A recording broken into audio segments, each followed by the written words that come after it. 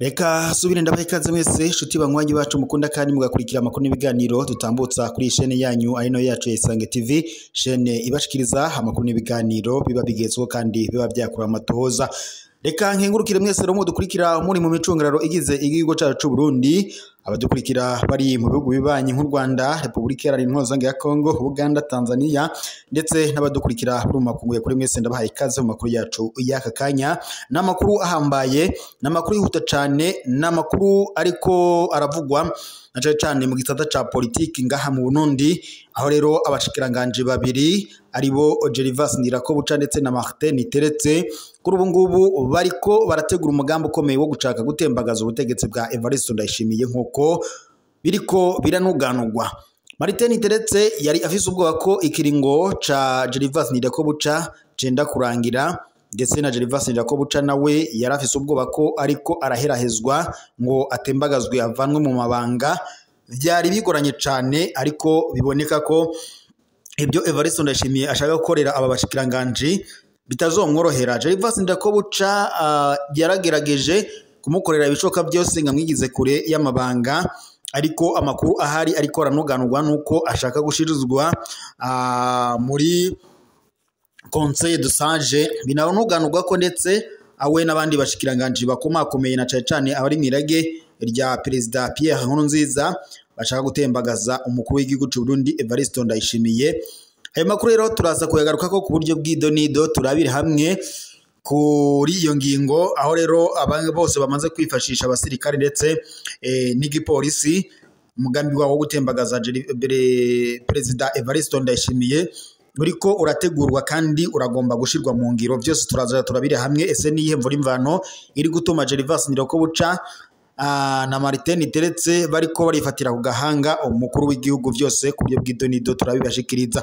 Turaza kandi no kurabira hamwe ku biriko biravugwa mu biriko birakogwa na Martin Teretse, aho yari ariko ararangura ibikorwa byinshi bitandukanye mu gihe mu myaka yose yaramaze ku butegetsi muri ayo mabanga y'ubushikiranganje bw'intwaro hagati mu gihugu n'iterambere rusange n'umutekano ataco yariko ararangura. Byose turaza kubirabira hamwe tese niki kiriko kiratuma uyu mushikiranganje wa ari we Martin Teretse ariko ararangura ibi byose cyangwa se ni wa mugambi n'ubundi wo gushaka gutembagaza umukuru w'igihugu babona ko igihugu bamaze kukifatira. Byose turaza kubigaruka ko.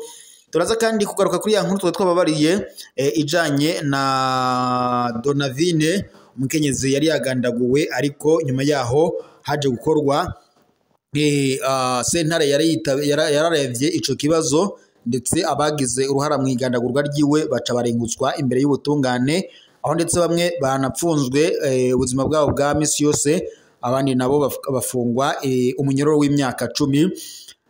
Ubuhinga ni buza kudukundira, turaza kwigaruka ko nayo ku buryo bw'idonido tuce tuyibashikiriza uko yakabaye. Reka mbibutse mu fyonde suivure ndetse na partage kugira tuze murabuze muraba mbere kubona nyine amakuru n'ibiganiro tuba turiko turatambutsa kuri chaîne yanyu ari no yacu ya Isange TV, chaîne ibashikiriza amakuru n'ibiganiro biba bigezweho kandi biba byakorewe amatohoza. Reka turabire rero hamwe ku bijanye n'umwete wa Martin Teretse yaba azanye muri iyi minsi mikeyi nyuma y'imyaka 3 iheze atariko ararangura amabanga yiwe. Muri no minsi biragoye ko haca umunsi hatarabonetse inkuru shasha y'umushikiranganje Martin Teretse. Hari haciye indwi 3 dushize ahabona ivyamuranze mu myaka hafi 3 amaze muri ubwo bushikiranganje bw'intwaro yo hagati mu gihugu n'iterambere rusange ndetse n'umutekano. Hari ibyishi twarekanye kandi atigeze akora, none ariko agerageza kubirangura muri iyi minsi ya nyuma ya leta ya Gervas Ndirakobuca. Ariko nubwo bigaragara ko Gervas Ndirakobuca ariko arasozera ikiringo ciwe c'imyaka yari yategerezwaga kurongora muri ubu bushikiranganje, biragaragara ko hari umugambi uri kurategurwa wo gutembagaza Evariste Ndayishimiye, na cyane ko muri Conseil de Sage Gervas Ndirakobuca nawe biriko biranuganurwa ko ashobora kuzanwamwo kandi aba bose nibamara gushika muri aya mabanga cyangwa se nibamara kwinjira muri conseil de sage ibintu bizogorana kuri Evariste Ndayishimiye.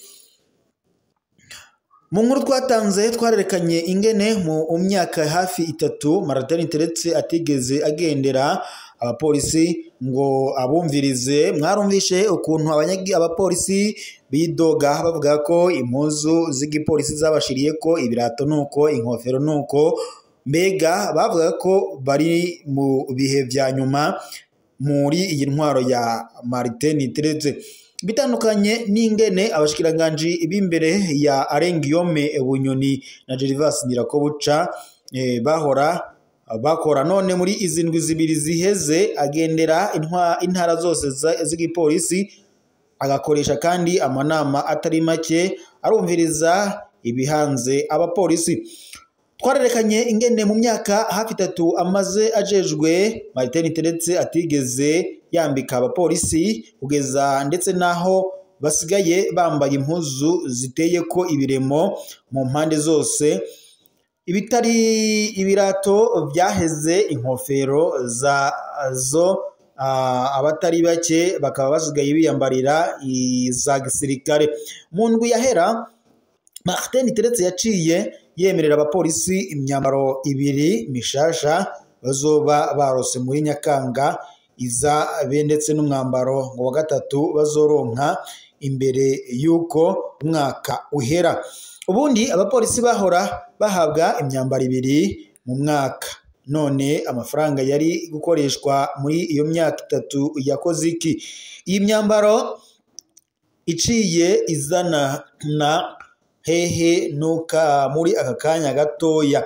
Martin Teretse yavuze ko ivyo ngo kuzigura ari byo byafashe umwanya munini, ntiyasiguye gusa aho ngo byari byarankiye. Mu nkuru yaheruka kandi yarerekeye ibyaranze umushikiranganje ari we Marie Chantal Nijimbere. Twarashimitse kukugene ingingo ziwe zerekeye ibiciro zitigeze zubahirizwa. Mu bisanzwe wari kuzubahiriza ni umushikiranganje afise intwaro mu gihugu hagati n'umutekano, ntawe uzi ko habayeho kwagirizanya ibukuru tumaze kwandika iyo nkuru. Amajambo Martin Teretse yavuze ko wa kane uheze ku igenekerezo rya 24 uyu kwezi kw'indwi mwaka wa 2025 imuyinga kubijanye n'ibiciro ntasanzwe. Yatangaje ko abakoresha ibiciro bitemewe na leta bagiye gufatirwa ivyabo ndetse no gupfungwa no gutangishwa ihadabu rikomeye. Ntibyatebye kabiri bukeye iyo ngingo yariko irashirwa mu ngiro n'igipolisi, hari abadandaza batari bakeyi bahagaritswe mu mihingo myinshi bazira ibiciro birenze ivyo leta yashinze, cyane cyane ku binyobwa vya Bralirwa. Uwundi mugwi Martin Teretse yakiriye ni abakora akazi ko kunguruza abantu. Modokari nyinshi zaratangishijwe amahadabu ashika 1 miliyoni kubera kurenga ku biciro byo kunguruza abantu. Bene imiduga nabo bavuga ko barenganyijwe ngo kubera bagura igitoro c'amagendu ku mafaranga menshi cyane. Ivyo byatumye ejo haheze kwigenekerezo rya 27 uku kwezi muri uyu mwaka nyene igikorwa cyo kunguruza abantu kiba gihagaze mu gihugu cyose. Abanyagihugu baduga ruguru bavuye Bujumbura ndetse be n'abamanuka Bujumbura bavuye iyo ruguru barabuze imodokari zibunguruza. Amaparking mu gihugu nka cose yari yera. Martin Teretse yategetse aho kuwa kane nyene ko ata umukomisiyoneri canke umukokayi bazosubira kubaho mu Burundi. Yategetse kandi ko igipolisi kibafata aho bababonye hose. Martin Teretse aratinya kubona umutegetsi wiwe atakirongoye leta.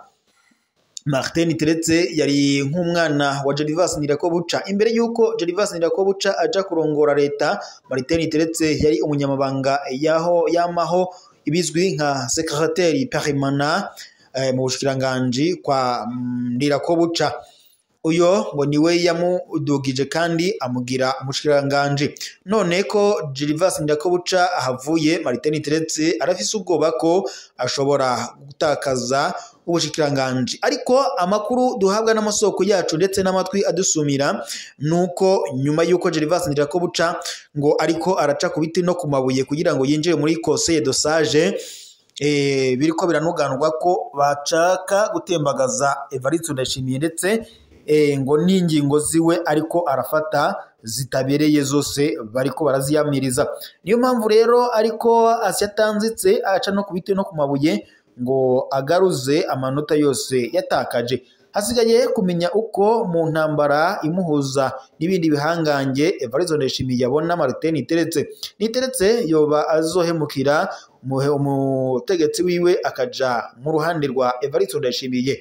Ibyo ni bimwe mu by'abanyagihugu bibaza, ariko ntabwo ariko bimeze kuko Gervas Ndirakobuca na Martin Niteretse barafise umubano ntangere ndetse bari no mu bashaka kwitoza mu kibanza c'umukuru w'igihugu. Ico ni kimwe mu byo Ndayishimiye azokorera ko cyane kugira asubire kumugira inomero ya kabiri muri leta y'u Burundi. Nyamara ingingo zo guza gihutihuti Martin Niteretse ariko arafata, zimwe muri zo zirashobora gutuma ibintu biyangara ngaha mu gihugu. Nivyoroshe gusaba imiduga yunguruza abantu bose kubahiriza ibiciro vya leta mu gihe utayiha igitoro gikwiye. Gufuta no gufunga abakomisiyoneri ndetse n'abakokayi nta muti urimwo na gatoya. Narirya leta itariko irafasha ingene ubuzi buboneka n'ingingo izongereza imiryango igiye kuba mu bukene butagira izina. Inyishu irama iri mu kuzana igitoro gikwiye, guha ndetse agaciro ifaranga ry'u Burundi ndetse no kugarukira ubutunzi bw'igihugu maze ubuzi bukaboneka. Ibindi byose ni ukwerekana ko leta iriko irakora kandi yarananiwe. Ngivyo rero ibiriko biravugwa ku ntwaro ya Evariste Ndayishimiye ndetse na Gervas Ndirakobuca umushikiranganje wa mbere w'u Burundi, aho ariko araca ku biti no ku mabuye yifadekanyije na Martin Niteretse bashaka gutembagaza Evariste Ndayishimiye, ariko biboneka ko bizogorana cyane. Gusa biriko biranoganurwa ko nibamara kwishikira muri conseil de sage Evariste Ndayishimiye arashobora guca aherahera. Reka rero tube dusozera amakuru yacu ngaha, dusubire mu kanya makuru araza kubageza uko kumonesha kuri yanyu mukuru cyane muri Denda Isange TV, monesha kuri bashikiriza amakuru n'ibiganiro biba bigezeho kandi bavyakura amatohoza mu bisata bitandukanye. Reka nkengurukire mwese mwadukurikiraga muri mu micungararo igize igihugu cyacu Burundi, abadukugiraga bari mu bihugu bibanyi, makunguye kuri mwese ndabashimiye kuba mwari kumwe natwe. Dusubire mu kanya makuru araza kubageza uko kuri monesha kuri yanyu mukuru cyane muri Denda Isange TV.